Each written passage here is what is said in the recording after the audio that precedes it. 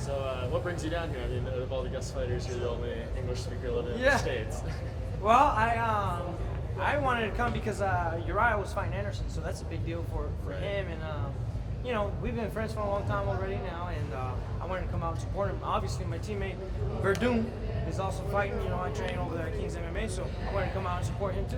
Yeah, and Uriah's been pretty quiet since the fight was canceled. Have you had the chance to speak to him? Is he really disappointed? Can you relay any thoughts you may have given? Yeah, well, I talked to him, absolutely. He was bummed, absolutely.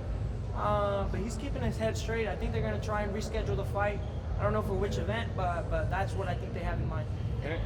And Anderson Silva seems he's talking about maybe doing it at UFC 200. Is he that day would work for him? Yeah, that would be a perfect event to fight at for Anderson and Uriah. You know, it's a big fight, so they deserve a big card. You know, but they didn't make it clear. And there's another guy fighting on that card. I think he's standing right in front of me on UFC 200. How excited are you for that fight with Johnny Hendricks? I know you're looking for a big one. Yes, this is a big one for me, and man, I couldn't be more excited. You know, this is the reason why I got in the UFC, for these big fights. I want to be up there with the top guys, and you know, this is an opportunity to really go ahead and display that I belong over there at the top of the welterweight division. Yeah. He's coming off a quick loss. Were you surprised with the way he lost? Yes, because I expected the best Johnny Hendricks, because it seemed like throughout his camp he was disciplined, the most disciplined we've ever seen him.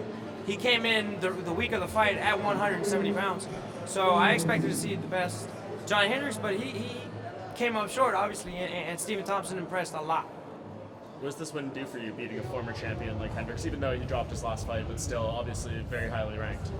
Yes, well, you know, this will put me back up to where I was just a year ago, you know, back in the top 6, 7, you know, and that's where I want to be. I want to keep moving up the rankings. I want these big fights, and I want these big checks. What did you learn from that fight with Neil Magny?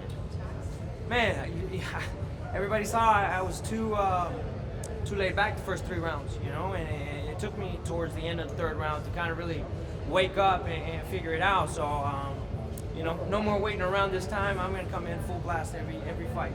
Have you had the chance to familiar yourself at all with the new UFC weight cutting policy that they recently put out? Yeah. What do you make of that? Because obviously, you know, you've had some issues with that in the past. Yeah. No, I don't think I'm going to have a problem with it, because the way the rules are set up, I guess now you have to come in with an 8% of your weight, right? So I already do that.